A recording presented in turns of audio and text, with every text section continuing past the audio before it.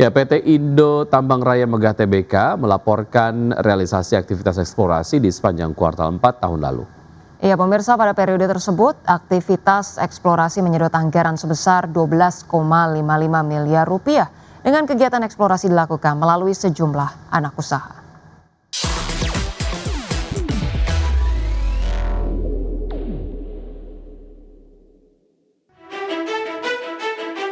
PT Indo Tambang Raya Megah Tbk melaporkan realisasi aktivitas eksplorasi periode Oktober hingga Desember 2025 atau sepanjang kuartal 4 tahun lalu.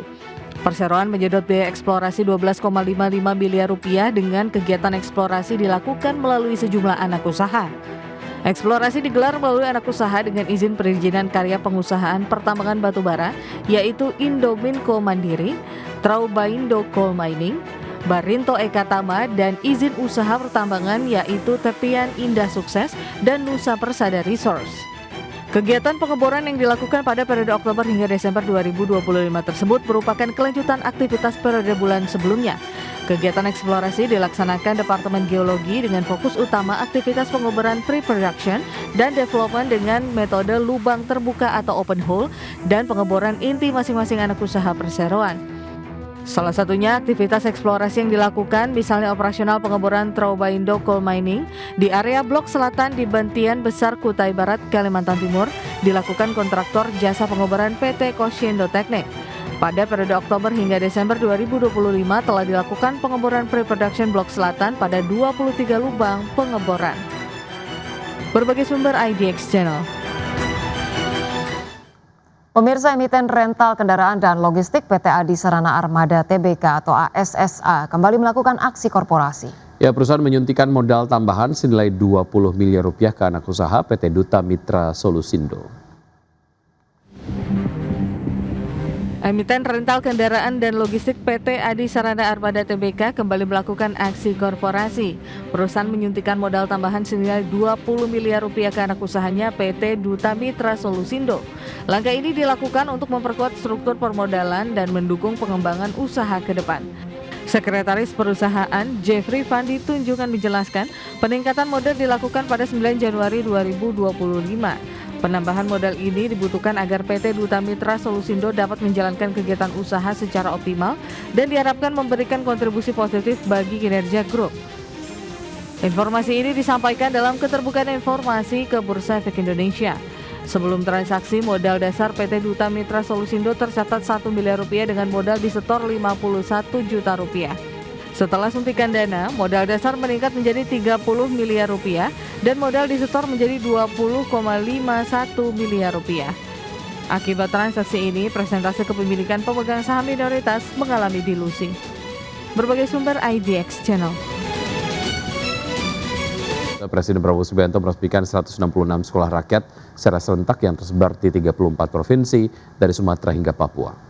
Ya, peresmian secara serentak 166 sekolah rakyat yang tersebar di 34 provinsi ini dipusatkan di Sekolah Rakyat Terpadu atau SRT 9 Banjarbaru, Kalimantan Selatan.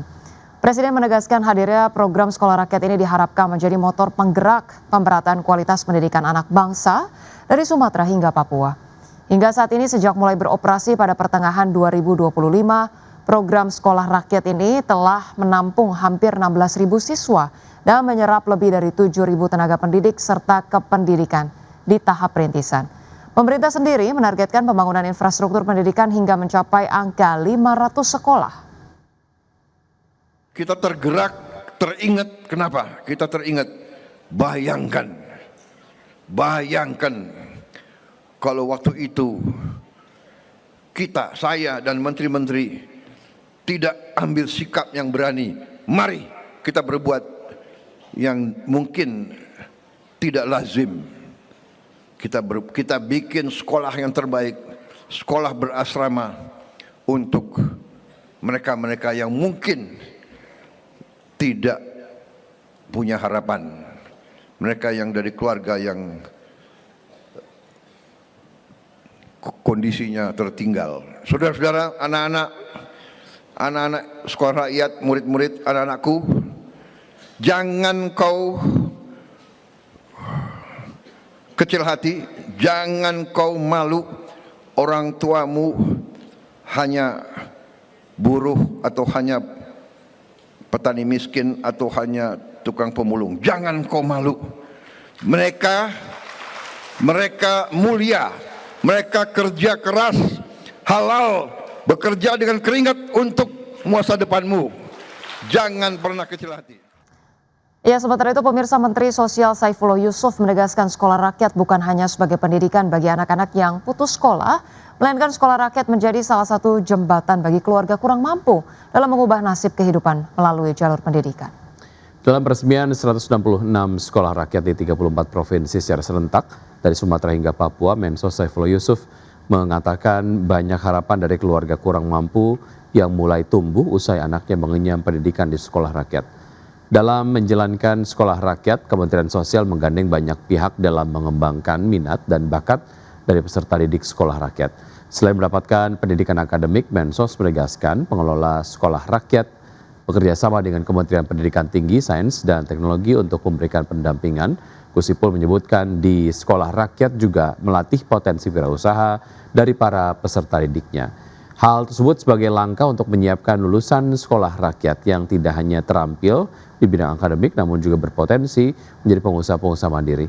Gus Ipul meyakini deretan langkah strategis membuat sekolah rakyat bukan hanya mengubah hidup dari peserta didik namun juga nasib dari keluarganya. Untuk memutus mata rantai kemiskinan melalui pendidikan, karena itulah sekolah rakyat memuliakan wong cilik, menjangkau yang belum terjangkau dan memungkinkan yang tidak mungkin. Sekolah rakyat berfungsi sebagai jembatan masa depan dan merubah nasib dari keluarga kurang mampu. Keberhasilan ini semakin nyata karena kami berangkat dari satu keyakinan, tidak ada ciptaan Tuhan yang sia-sia. Setiap manusia diciptakan dengan keunikan dan justru disitulah letak kekuatannya. Ketika keunikan itu dirawat dan diarahkan, ia menjadi modal untuk meraih masa. Informasi selanjutnya, Indonesia dan China resmi menyepakati dan menandatangani nota kesepahaman investasi untuk 16 proyek besar senilai 2,19 miliar dolar Amerika atau sekitar 36,4 triliun rupiah.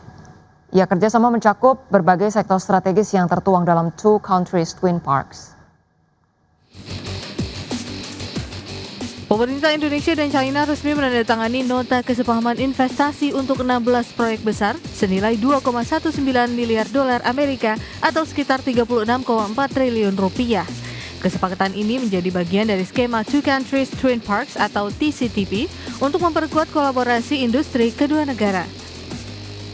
Menteri Koordinator Bidang Perekonomian Erlangga Hartarto menyampaikan, proyek-proyek strategis tersebut melibatkan perusahaan asal Provinsi Fujian, China bersama mitra dari Indonesia. Kerjasama ini mencakup berbagai sektor strategis. Sebanyak 16 proyek akan mulai diimplementasikan pada 2026. Proyek tersebut mencakup sektor prioritas nasional seperti ekspor baja dan nikel, pengolahan pangan dan kelautan, serta industri perikanan terpadu. Erlangga menjelaskan skema Two Countries Twin Parks atau TCTP ini merupakan inisiatif strategis yang diperkenalkan Presiden Prabowo Subianto bersama Perdana Menteri China. Model kerjasama Two Countries Twin Park ini akan dilakukan di 3 lokasi, yakni di kawasan industri Batang, kawasan industri Wijaya Kusuma di Semarang, serta kawasan industri Bintan. Di mana melalui skema tersebut Indonesia bukan hanya menjadi tujuan investasi, melainkan Indonesia juga berperan sebagai mitra dalam pengembangan rantai pasok dan hilirisasi industri. Erlangga menilai kerjasama Indonesia dan China memiliki potensi ekonomi besar. Kedua negara terhubung dengan pasar hampir 20 triliun dolar Amerika Serikat dan sama-sama mencatat pertumbuhan ekonomi stabil di kisaran 5%. Kondisi tersebut menjadi modal penting untuk mendorong ekspansi investasi dan perdagangan bilateral. Jakarta, Tim Liputan IDX Channel.